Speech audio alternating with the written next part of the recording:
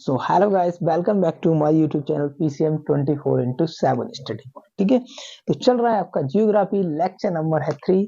यानी मैं अब तक आपको आकाश गंगाओं के बारे में या तारा बनना है वो सारी चीजें मैं आपको बता चुका हूँ। ठीक है, तो 3 आकाश गंगाओं के समूह को हम क्या बोलते थे, जो अभी तक मैंने बता दिया है। तो उसमें आपके 3 आकाश गंगाओं के समूह को हम सुपर क्लस्टर बोलते थे। ठीक है, हम जिस आकाश गंगा में रहते हैं उसको मंदाकिनी बोलते हैं। हमारे जो पास आकाश गंगा है इसको हम देवयानी बोलते हैं, देवयानी बोलते हैं। ठीक है, तो यहाँ तक लगभग लगभग सारी चीजें हो चुकी हैं। हमारे सूर्य के सबसे नजदीक तारा कौन सा है, तो वो प्रोक्सिमा सेंचुरी है। और हमारी आकाश गंगा यानी मंदाकिनी में सबसे बड़ी यानी जो सबसे चमकीला तारा है वो आपका साइरस है। वो आपका क्या था, साइरस था। ठीक है, तो आकाश गंगा कुछ इस प्रकार से थी। मान लीजिए आपकी आकाश गंगा है ना, मान लीजिए इसमें असंख्य तारे हैं, असंख्य तारे हैं। और सूर्य हमारा लगभग लगभग कहाँ है, तो बाहरी आवरण पे स्थित है। सूर्य मान लीजिए ये है आपका। ठीक है, तो सूर्य के चारों ओर क्या है, सूर्य के चारों ओर ग्रह है। ये क्या है, आपके ग्रह है। सूर्य के चारों ओर क्या है, ग्रह चक्कर लगा रहे हैं। ठीक है, और थोड़ी दूर जाएंगे, उससे थोड़ी दूर जाएंगे तब क्या है आपके, तो आपके नक्षत्र चक्कर लगा रहे हैं, यानी नक्षत्र। तो आपके क्या है, नक्षत्र। और उससे और थोड़ी दूर पे जाएंगे तो आपके क्या है, उनको हम क्या बोलते हैं, तारामंडल बोलते हैं, तारामंडल बोलते हैं। ठीक है, तारामंडल बोलते हैं। ये है क्या है, नक्षत्र। नक्षत्र क्या है, यानी ऐसे ये भी क्या है, तारों के समूह है। मान लीजिए कुछ तारे हैं, इकट्ठे हैं, एक जैसे दिखाई दे रहे हैं, कुछ की आकृति अलग हो जाती है। आकृति के अनुसार वो आपको एस्ट्रोलॉजी यानी उसमें ज्योतिष विज्ञान में ज्यादातर चीजें, ये नक्षत्र जो है वो ज्योतिष विज्ञान में ज्यादातर यूज होता है, ज्योतिष विज्ञान में पूछा जाता है। यहाँ ज्यादा इसका यूज है नहीं। ठीक है, तो मान लीजिए ये सूर्य है, सूर्य के बाहर कौन से चक्कर लगा रहे हैं, तो ग्रह है, इसको हम सौर मंडल बोलते हैं। बुध, शुक्र, शनि, अरुण, वरुण। ठीक है, ये सब किस में आएंगे, तो ये ग्रह में आ जाएंगे। नक्षत्र क्या होते हैं कि नक्षत्र सूर्य से ग्रहों से और थोड़ी दूरी पर जाने के बाद क्या मिलते हैं, नक्षत्र मिलते हैं। नक्षत्र का मतलब क्या है कि और नक्षत्र होते कितने हैं, यानी 27 नक्षत्र होते हैं। 27 नक्षत्र होते हैं, और ये 27 क्या है, तारों के समूह है। 27 तारों के समूह को ही हम क्या बोलते हैं, नक्षत्र बोलते हैं। ठीक है, उसके बाद क्या है, तारामंडल। तो ये कितने हैं, 89 है। ये कितने हैं, 89 है, यानी ये भी कितने हैं, 89 है। और ये भी क्या है, तारों के समूह है, तारों के समूह है। लेकिन काफी दूरी की वजह से होंगे, तो ये काफी दूर दूर। मान लीजिए इसमें से मैंने एक नक्षत्र लिया, वो मानना कुछ इस प्रकार से है, मान लीजिए इतने तारों के समूह है, तो वो वैसे तो बहुत दूर दूर होगा। यहाँ से हमें देखने के बाद कुछ ऐसी आकृति मिल रही है, एक तारा यहाँ पे, एक यहाँ, यहाँ, यहाँ, ऐसी आकृति प्राप्त हो रही है। लेकिन वो अगर पास में जाएंगे तो वो काफी दूर दूर होंगे। ठीक है, तो ये आपके क्या है कि ये क्या है, नक्षत्र है। 27 के हैं नक्षत्र। और ये जो नक्षत्र है ये क्या करता है कि सूर्य मान लीजिए ये पृथ्वी है हमारी। ठीक है, ये आपका सूर्य है। ठीक है, और इसकी चारों ओर क्या है, नक्षत्र है। मान लीजिए ये नक्षत्र है। ठीक है, माना कि ये आपके नक्षत्र है। ये जो डॉट में दिखाई दे रहे हैं वो नक्षत्र है, ये हमारी पृथ्वी है, ये सूर्य है, मैंने माना। ठीक है, अब यहाँ से मैं जब देखूंगा इसको, यहाँ से मैं देखूंगा तो मुझे ऐसे दिखाई देगा। देखेंगे तो हम लोग पृथ्वी से ही, जब पृथ्वी से दिखाई देंगे तो सूर्य बीच में आएगा, और भी कोई ग्रह आ रहा होगा। तो ये लगभग कितने हैं, यानी अगर देखो 27 नक्षत्र हैं। ठीक है, और पृथ्वी अपना पूरा घूर्णन, पृथ्वी अपना मतलब एक चक्कर सूर्य का कितने में, तो 12 महीने में लगाती है। वो कितने में लगाती है, 12 महीने में लगाती है। अब यहाँ से देखोगे तो देखो कितना आ रहा है आपके महीने में लगा रही है 12 में, यानी 12 महीने में लगा रही है। कितने नक्षत्र हैं, 27। तो एक महीने में कितना लगाएगी, तो एक बराबर 27/12, 12 दूनी 24, 12 दूनी 24 बचा 3, यानी 30 हो गया 12। हाँ, 12 दूनी 24। देखो 12 दूनी 24 हो गया, बचा यहाँ से 3, तो 30 हो गया, 12 दूनी 24। ठीक है, फिर कितना बचा, फिर आपके पास 6 बचा, 6 बचा, 12 पंजे 60। ठीक है, तो लगभग लगभग कितना है, यानी एक महीने में, एक महीने में जो आपकी पृथ्वी है वो कितने, दो इतने नक्षत्रों को पार, लगभग 2.25 नक्षत्रों को एक महीने में पृथ्वी क्या करती है, पार करती है। यानी जब पृथ्वी की स्थिति यहाँ होगी, मान लीजिए यहाँ पे जून है, मैंने माना कि यहाँ पे जून है, पृथ्वी की स्थिति यहाँ, तो सूर्य से जब हम देखेंगे सूर्य के आर पार, तो हमको लगभग 2.25 नक्षत्र मिलेंगे कि एक महीने में 2.25 नक्षत्र पार करता है। अब इसकी स्थिति यहाँ भी हो सकती है, तो जब यहाँ से देखेंगे तो इधर को दिखाई देगा, ठीक है। यहाँ पे स्थिति है तो यहाँ से देखेंगे इधर को दिखाई देगा। तो ये लगभग कितने हैं, तो एक महीने में कितने नक्षत्रों को पार करती है पृथ्वी। पृथ्वी से जब हम देखते हैं उन नक्षत्रों को तो कितने हैं, लगभग एक महीने में वो 2.25 नक्षत्रों को पार करती है, ठीक है। 2.25 नक्षत्र, और नक्षत्र तो काफी है इसमें, ठीक है। तो सबको पढ़ने से क्या है, वो तो अब ज्योतिष विज्ञान में आपको ज्यादा दिखाई देगा, ठीक है। अब हम चलते हैं तारामंडल पे। तो तारामंडल क्या होता है, ठीक है। इसको यहीं पे इरेज कर दे रहा हूं। अब देखो तारामंडल, ये भी तो क्या है, तारों के समूह है। मान लीजिए ये तारामंडल है, ये कितने हैं, 89 तारामंडलों के समूह है, यानी 89 तारों के समूह को ही हम क्या बोलते हैं, तारामंडली 89 है, ठीक है। अब इसमें जो ज्यादातर पूछा जाता है, जो ज्यादातर पूछा जाता है वो है आपका सप्तऋषि। सप्तऋषि, सप्तऋषि, ठीक है। सप्तऋषि ये दो प्रकार के होते हैं, सप्तऋषि भी दो है, एक है बृहद, बृहद शब्द, एक है आपका लघु, लघु, ठीक है। ये कैसा है, बृहद, और एक कैसा है आपका लघु, ठीक है। यानी एक बड़ा है और एक छोटा है, इन्हीं के बीच में पाया जाता है, इन दोनों के बीच में क्या पाया जाता है, ध्रुव तारा। ध्रुव तारा, ध्रुव तारा इन्हीं के बीच में पाया जाता है, इन्हीं के बीच में क्या पाया जाता है, ध्रुव तारा पाया जाता है। इनकी पहचानने की जो स्थिति होती है, मान लीजिए इनकी जो पहचानने की स्थिति होती है वो कुछ इस प्रकार से होती है कि एक तो 7 तारों के समूह मान लीजिए ये है, ठीक है। ये 7 हो गए, देखो इनको जब मिलाएंगे तो कुछ इस प्रकार की आकृति बनेगी, ठीक है। तो एक ही हो गया, और 1 2 3 4 5 6 7, ठीक है। ये भी तो एक आकृति होगी। तो जब हम यहाँ से देखते हैं, जब हम यहाँ से देखेंगे तो सप्तऋषि कितने हैं, दो, एक है लघु और एक है बृहद, यानी छोटा और बड़ा, ठीक है। तो इन्हीं के बीच, इन्हीं के क्या है कि इस सेंटर को जब हम मिलाते हैं तो यहाँ हमें दिखाई देगा ध्रुव तारा, ध्रुव तारा। यहाँ क्या दिखाई देगा हमको, ध्रुव तारा। यानी एक क्या है आपका लघु है और एक क्या है बृहद है, लघु और बृहद, इनमें ही क्या दिखाई देगा आपको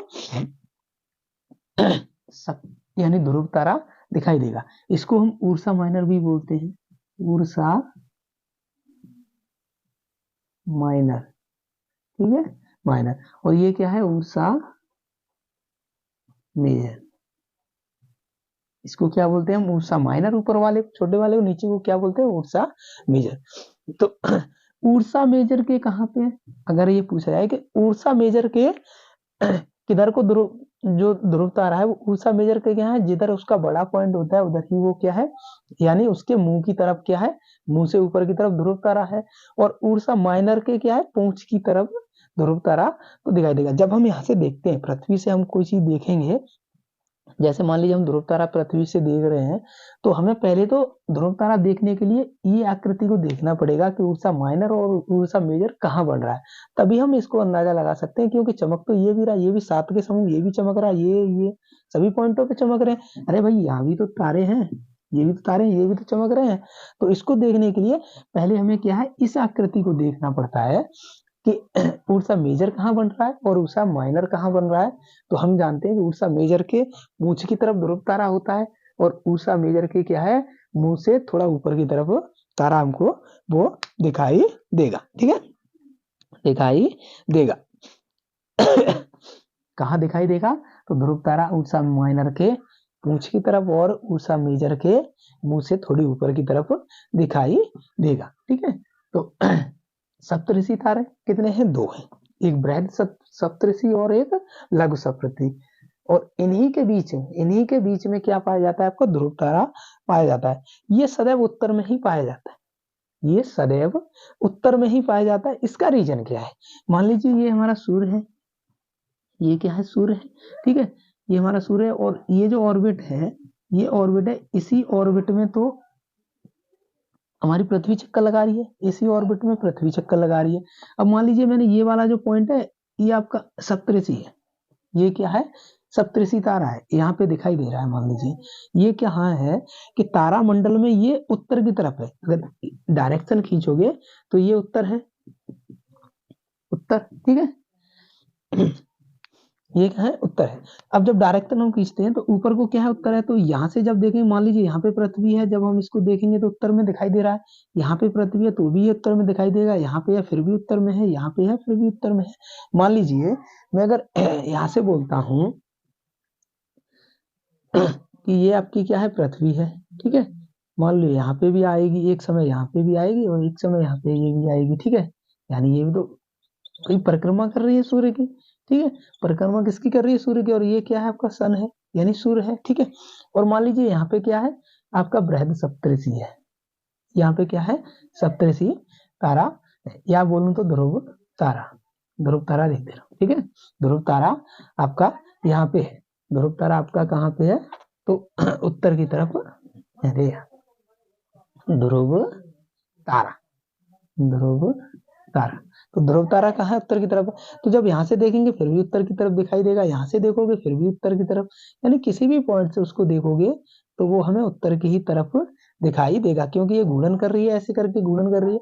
और ये भी अब क्या है कि हर समय उत्तर में ही क्यों रहता है, कि जब हम यहाँ से देखेंगे कि हम कहते हैं कि हमारा सूर्य क्या कर रहा है, कि परिक्रमा कर रहा है, किसकी कर रहा है, तो वो आपकी मंदाकिनी की कर रहा है। वो किसकी कर रहा है, तो वो भी तो अपनी मंदाकिनी की कर रहा है। वो कहाँ कर रहा है, तो वो भी अपने ऑर्बिट में घूम रहा है, और इसके ही चारों ओर ग्रह चक्कर लगा रहे हैं, यानी सूर्य के चारों ओर ग्रह चक्कर लगा रहे हैं, ठीक है। और इसी सूर्य के ग्रहों के थोड़ी दूर जाएंगे तो नक्षत्र चक्कर लगा रहे हैं, और जब और थोड़ी दूर जाएंगे तो तारामंडल, यानी इसी तारामंडल में तो ध्रुव तारा यहाँ पे स्थित है। तो ये सभी तो अल्टीमेटली अगर यहाँ पे आ जाएंगे, मान लीजिए यहाँ पे आ जाएंगे तो भी ये यही रहेगा, तो भी आपका ध्रुव तारा कहाँ पे रहेगा, यहाँ रहेगा। यहाँ मान लीजिए पृथ्वी है, ऐसे ऑर्बिट कर रही है, बीच में सन है, तो भी आपका यही रहेगा। यानी हर समय ये उत्तर में ही क्यों रहता है, क्योंकि ये सभी किसका चक्कर लगा रहे हैं, ये हमारी आकाश गंगा का चक्कर लगा रहे हैं, क्योंकि तारामंडल भी आकाश गंगा का चक्कर लगा रहे हैं, नक्षत्र भी लगा रहे हैं, ठीक है। वैसे तो ये इसका चक्कर नहीं लगा रहे हैं, ये अपनी जगह पे स्थित है, नक्षत्र भी स्थित है, तारामंडल भी स्थित है, ठीक है।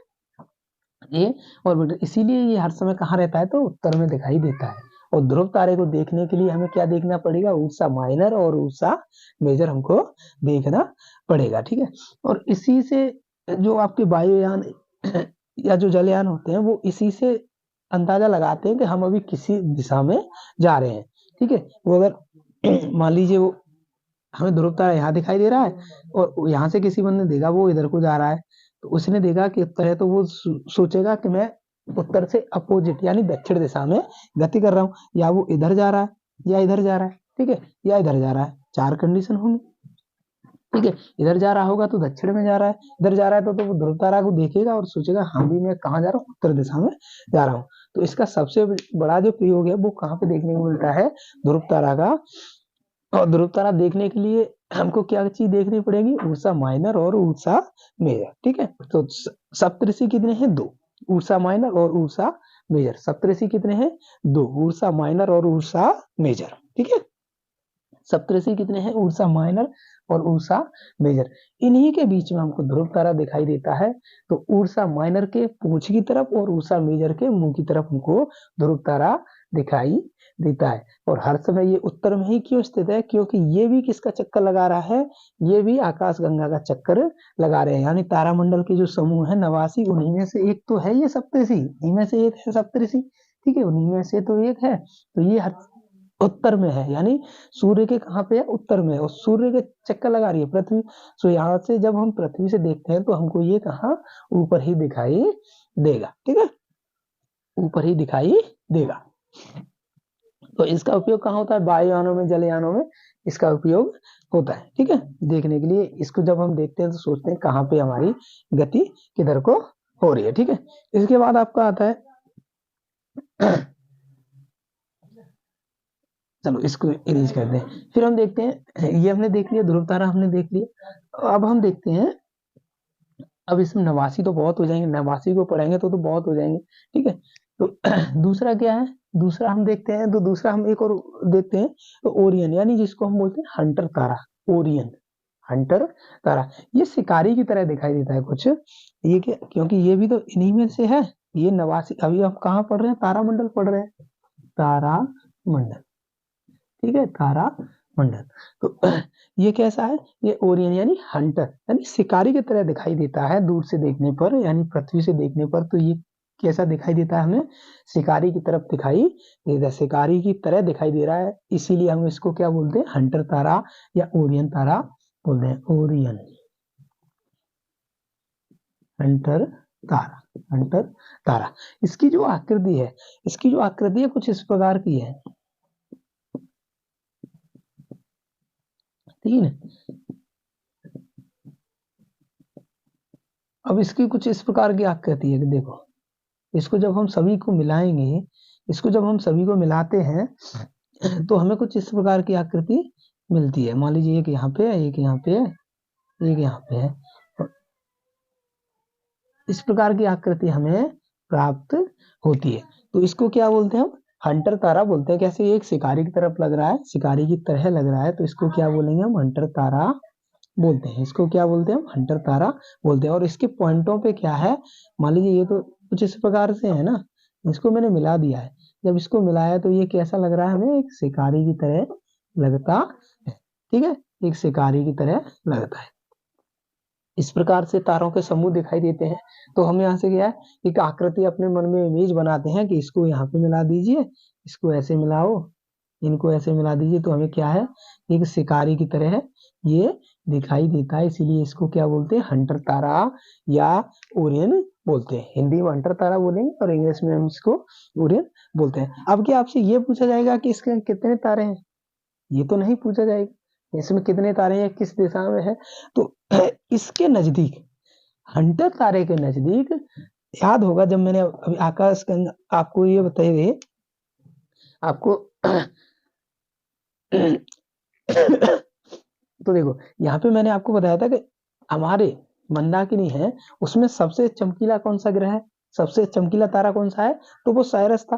और इसके पास में मैंने बताया था कि ये कहाँ है, हमारे तारे के सबसे, हमारे सूर्य के सबसे नजदीक जो तारा है वो तो आपका प्रोक्सिमा सेंचुरी है, वो क्या था, प्रोक्सिमा सेंचुरी।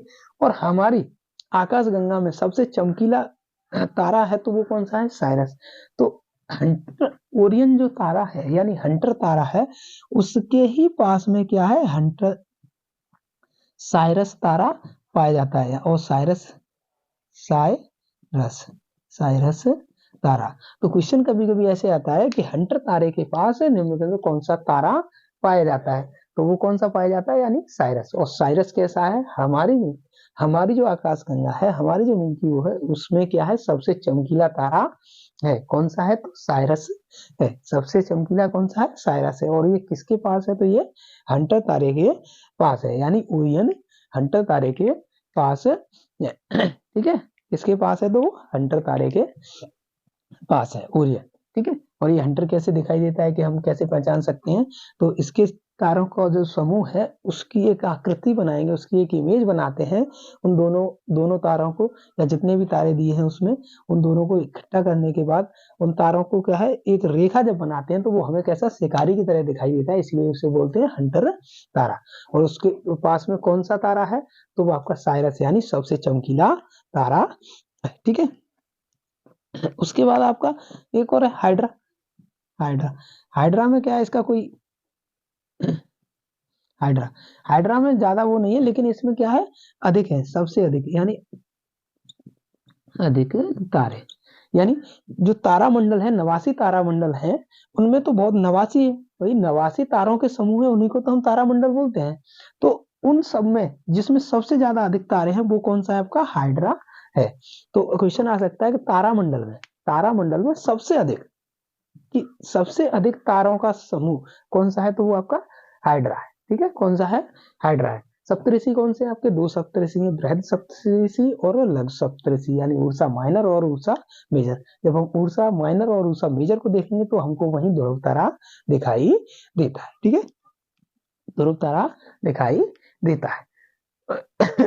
हंटर तारा यानी ओरियन, तो उसके पास कौन सा पाया जाए, तो साइरस, यानी सबसे, हमारी जो आकाशगंगा है उसमें सबसे चमकीला ग्रह, सबसे चमकीला तारा कौन सा है, तो वो आपका साइरस है। और किसके पास पाया जाता है, तो वो आपका ओरियन यानी हंटर तारे के पास पाया जाता है। ठीक है, अब लगभग तारामंडल भी आपका लगभग लगभग पूरा हो गया। अब हम चलेंगे सौर मंडल की, यानी हमने नक्षत्र देख लिए, तारामंडल देख लिए। अब यहाँ तो ग्रह तो हमको आराम से पढ़ने हैं, ग्रह के बाद पृथ्वी पढ़नी है, पृथ्वी फिर कैसी है वो पढ़ना है। तो अब हम देखो, पहले तो हमने आकाश गंगा निपटाया, सौर मंडल निपटाया, फिर आकाश गंगा, तारामंडल और नक्षत्र। अब हम किस पे चलेंगे, ग्रह पे। अब हम किस पे चलेंगे, ग्रह पे। तो ग्रह आराम से अगली वीडियो में देखते हैं।